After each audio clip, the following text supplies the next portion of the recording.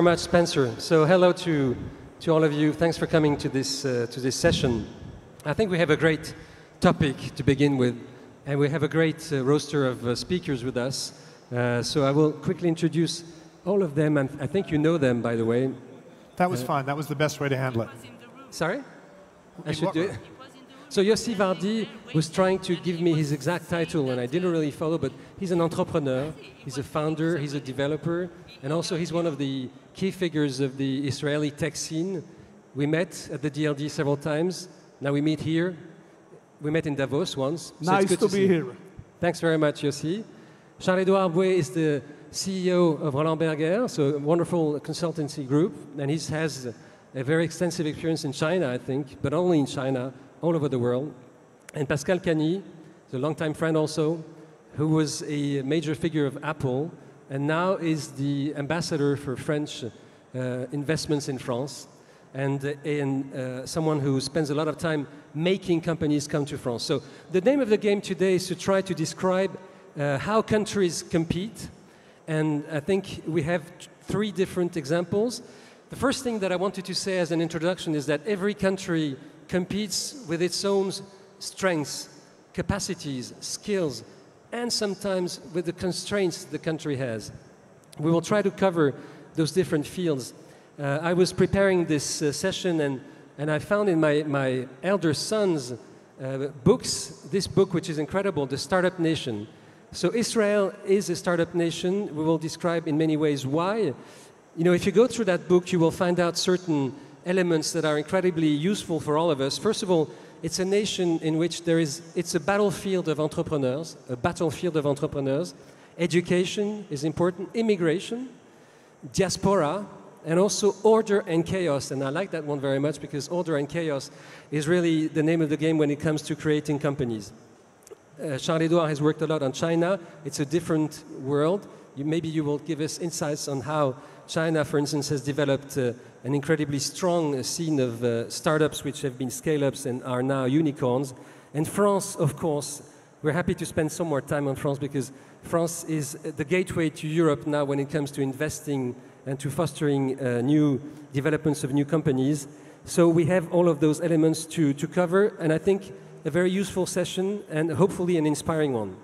So the first question that I wanted to ask to Charles-Edouard, maybe to begin with, is every country, you know, comes to the competition with its own strengths. So what makes a territory unicorn-friendly? What makes a nation a better unicorn breeder than another nation? Charles-Edouard, can you take us through that? I think the first thing I want to comment is, do you know in this room when the first unicorn came on Earth?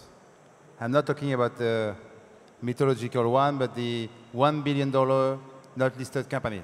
And it's in 2009 where the first unicorn came. It's also linked to the fact that we had massive deployment of capital and technology advancement.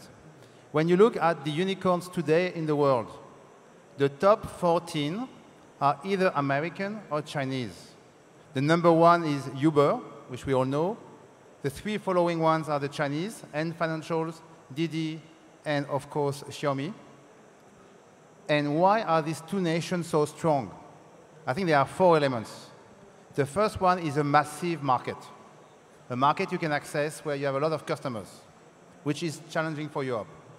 The second one is massive policies. China declared AI as a national priority, and they put $150 billion on the table. The third thing, which people don't know, is tax incentive. In China and in the US, you can have very interesting tax incentive if you're doing tech. And last but not least, capital markets with what I call the Silver Lake effect, the ability for large funds, 39 billion in the case of Silver Lake, to put a ticket of $100, $300, $400 million pre-IPO and fuel the IPO. Yeah, I think that's a very good first description of the differences that make strengths also. Maybe moving on to Yossi, there are two things that I wanted to raise also. First of all, geography is really important, and the comparison between the three landscapes is not that easy. Geography makes it so important and essential to Israeli companies when they are born, they know that they do not have a huge domestic market to address. So going global is really rational. You have to go global because it's a 7 million people country, so you have to go abroad. So that's geography. And the other thing maybe you can address, Yossi, is culture. Culture is very essential when it comes to differences between countries. Yeah, you really addressed two very important things. Geography not only forces you to go abroad, but when you are a very small country, you have to think what is the best, how you get the maximum from the people. Though I must put things straight, you know, we may be only 8.5 million people, but together with China, we are 20% of the world population, okay? So don't underestimate us. Because the country is small, everybody knows everybody. Everybody has multiple roles in the society. You can run a startup, but then you go to the reserve and you know that your competitor may be your commander in the reserve, or we will report to you in the reserve, and his mother will be the teacher of your kids in the school. So everybody is related to everybody. It's 1 degree of separation. Everybody is accountable to everybody. Everybody loves everybody. Everybody hates everybody. It's like a village. It's like an expanded family.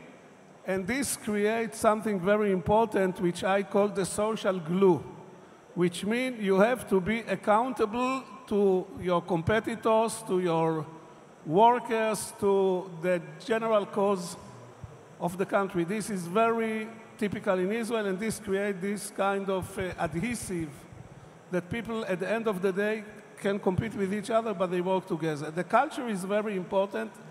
And by the way, I think that if you talk about innovation and creativity, culture is number 1. You know, in Israel, since the age of 6, your mother, which is Jewish mother, tell you after all what we have done for you, asking you to bring 1 Nobel Prize is really too much.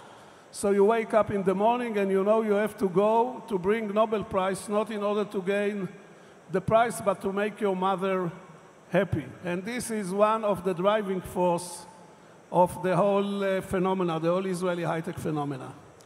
Thanks, Yossi. I think you have understood that we need to follow, in many ways, your example, and our mothers really should follow the example of raising Nobel Prizes. So moving on to France and Pascal, French, but with a very broad international experience, and I think traveling around the world, actually, also. How would you describe the moment in which we are? We've seen yesterday President Macron delivering a very strong speech on France being the gateway for investment in Europe when it comes to startups and tech.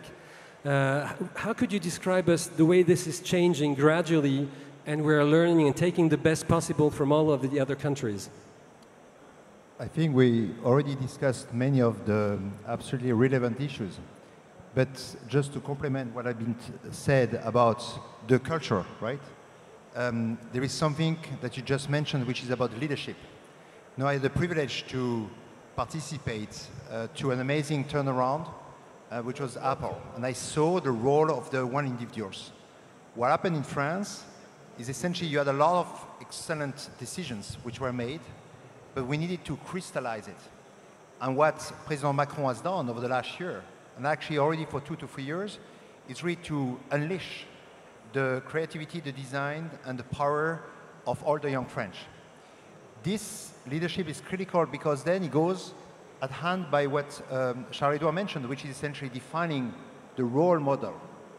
The role model is critical because having a unicorn, which is a brand new phenomenon, allows you to explain that while you remain into the private sphere, you can create giant, you can create multinational.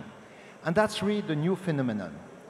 Now, once you agree that the cultural shift is also important, because you have the leadership and you crystallize this, then you need to say that what happened in France is something very unique. Would you interviewed 5 to 6, 7 years ago, the 18 to 25 years old, what they want to do in the future? In France, less than 10% in 2011, 2012 would have said, I want to become an entrepreneur. You do the same questionnaire today, you got 6 out of 10, 60%. This cultural shift explains essentially most of what's happening in France. Then you need to add a little more, right? We don't have the single market, as you mentioned. We have a fragmented one. So the cultural shift needs to basically explain to all the entrepreneurs that they cannot just look at France. They cannot just look at France and Europe, but they need to look at the world. We don't have basically the same relatively weak policy making in terms of data protections, right? At the opposite.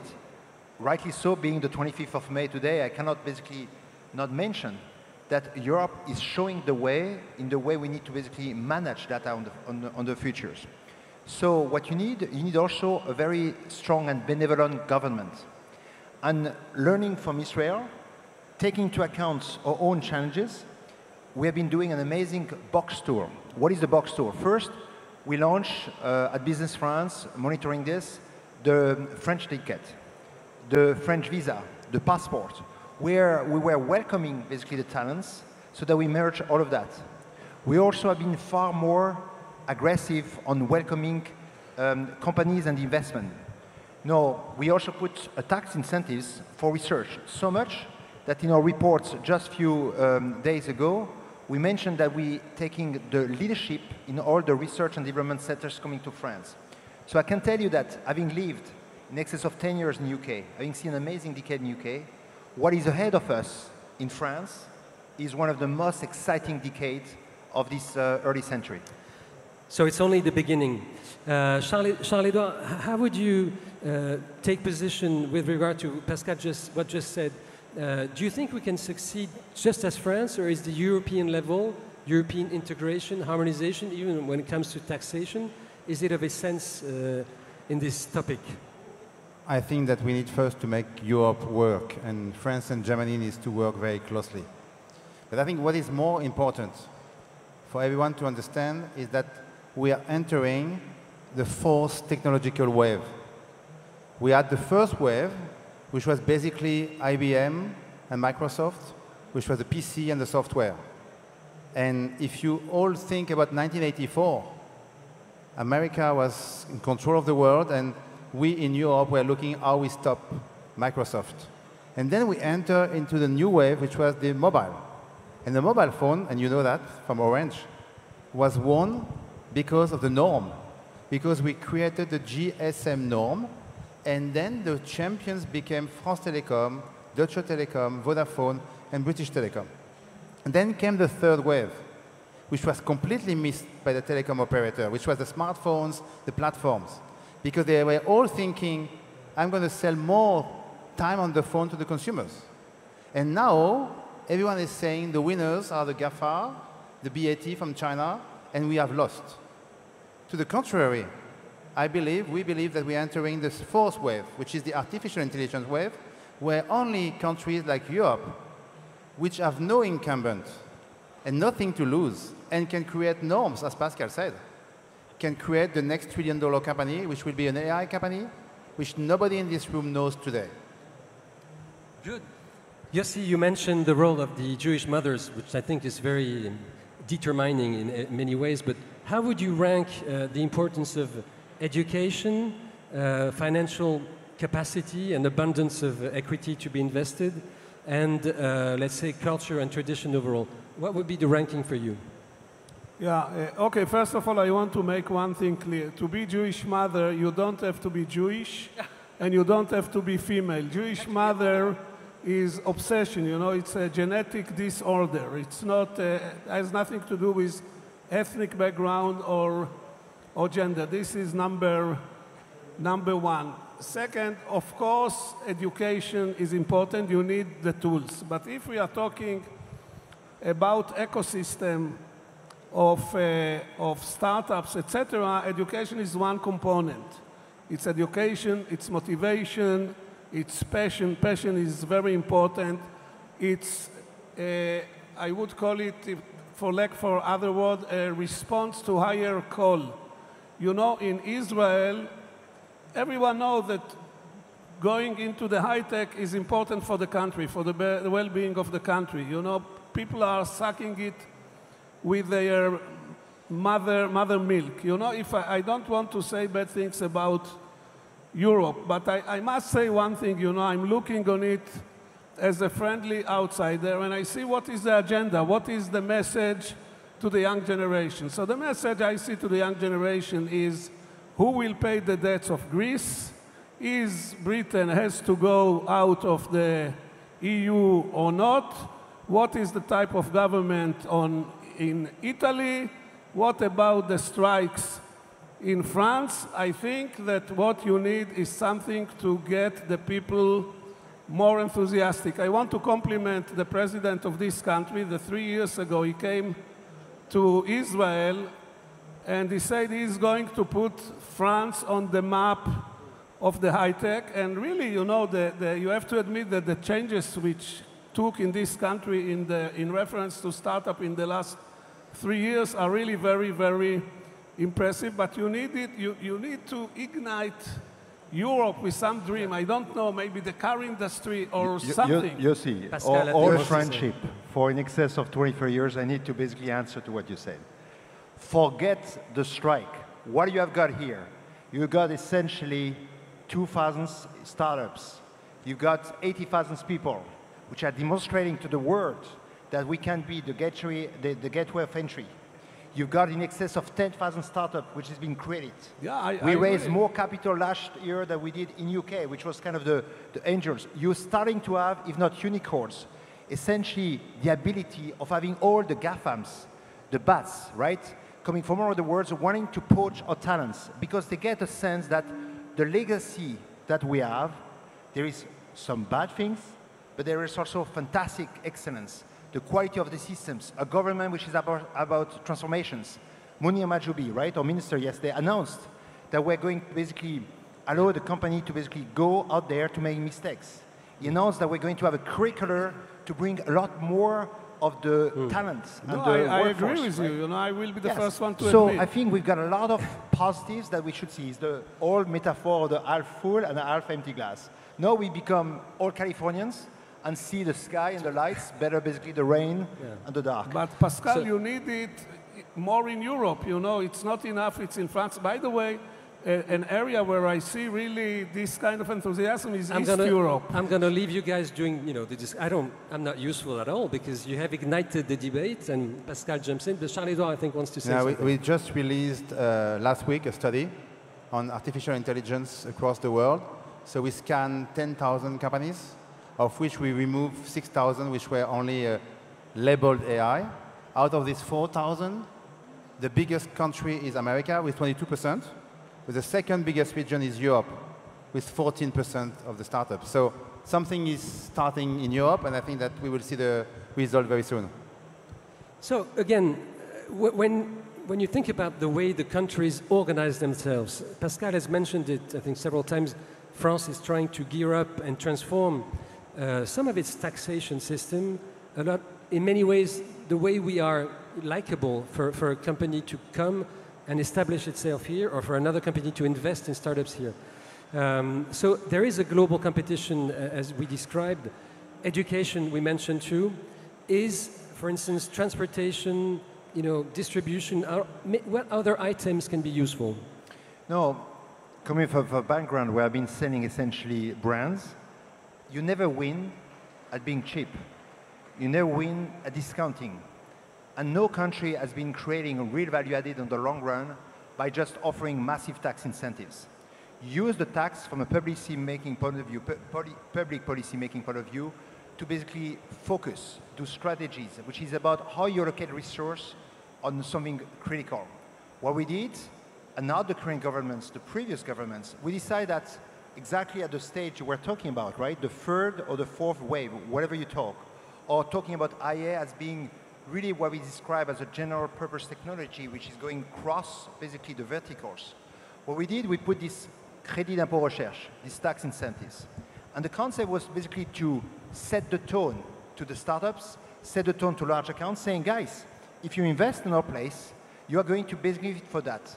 Now, that's the best way for us also to ensure that they're going to locate their R&D centers here. Now, why we can do this, if you don't just do that, is not enough. You need to make sure that you've got also the reservoir, the pool of talents. And the pool of talent, we have it, right? If there is something that a country which has a nuclear power, a leadership in the aerospace, in the automotive, in the chemicals, and not only in the good life and the wine and the luxury, this is France too. This is the France we need to talk. Yeah. So all of that to tell you that essentially we need to do the tax with a focus, setting the tone, offering the toolbox. And once I said all of that, France have got something else, which is the specific key of France, which is called the soft asset. What is the soft asset? It's a welfare state which allow you to basically have the right health protections. The soft asset is a real estate cost which is absolutely competitive. The soft asset is a quality of life, an infrastructure, a railroad, airports, clouds, one of the best, and you know what I'm talking about in telcos, one of the best networks, which allows essentially these talents, this design to basically exercise. And that's why I'm so positive, not because I'm optimistic, because everything concur to one idea. This is the decade for France. Yeah, that's very, I think it goes back also to what used to be called the competitive advantages, which is an old economic theory. Charles-Edouard, how would you describe, competitive advantages when it comes to tech investing? What could all of those countries and other countries like Italy maybe, or the UK, which is not so European anymore, but what can they put forward in terms of competitive advantages? I think the first thing, and Pascal was mentioning it, is a country needs to have a plan. Yeah. What has made China very powerful is that they have a long-term plan, which is a 100-year plan, cut into 20 years and then cut into 4 years. We have a tendency to do a 4-month plan or an election plan, and that's not the way it works. And if you look at aerospace, if you look at nuclear, we did this because General de Gaulle decided we had to have this competitive advantage. So any nation, small or big, and you mentioned it, needs to have a target, a vision of what we want to achieve. And that's why I believe that with the new France and Pascal's role, we can do something better. If I may make a comment, really the changes that we saw in France in the last 3 years towards building ecosystem of startups, it's really amazing. And I think that what you see behind this wall, the energy you see here is a proxy to something which happened in the last few years, which didn't exist here like 5 years ago. So this is definitely a positive momentum. That's a nice moment because it's a thank you to the organizers of the event also, so Publicis and Les Echos obviously feel grateful for what you just said. Charles-Edouard, you wanted just to say a small point. The challenge we have is to transform these 2,000 small startups, because they are quite small, into bigger animals, and how we can finance them, because when they need the $100 million, the $300 million ticket, they need to be able to find someone in Europe that can put the money on the table. Yeah. But if I may say, I had the privilege to spend a little of time with John Chambers, right? And he's going to come on stage later on. And what I love when I'm saying, if there is one and only one thing that we in France, we need to focus on, he was talking about how we're going to coach, monitor, sponsor, train the startup we talk about to become the growth stage company, right? And that's really has been the focus. That's why we're trying to get the emergence of a capital market which is going to be long and going after growth. That's why the States is actually using his national agency, Business France, when we're doing the impact program, when we're doing the Ignite programs, BPI, when we're launching basically incubator accelerators, as you are there, Raf, right? It's about really helping coachings, because that's what is critical. So it's the cultural change, it's the trainings, it's the capital markets, and then maybe we need also to realize one thing, that we had this amazing AI plant, right, artificial intelligence plant, which is done, and we need also to reform the way we look at the world. Is that today, when you are basically to attract a researcher, when you are a GAFAM, you've got one unique asset. This is called restricted stock unit. It's a share of the company you give. And then it vests over 4, 5, 6, 7 years, so that essentially this very scarce resource stay here. What we need to do in France, the next reforms, and it has been part of the Villani reports, is to find a way that our researchers get a better status. But most importantly, we'll never win if we just do that.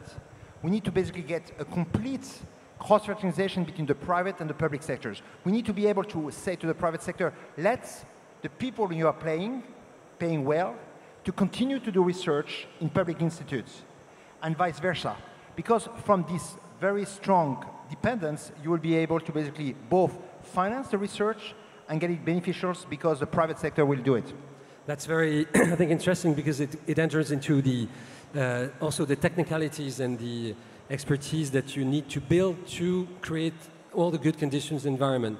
So maybe the time comes now in the 5 last minutes of our session for our last sort of surprise question.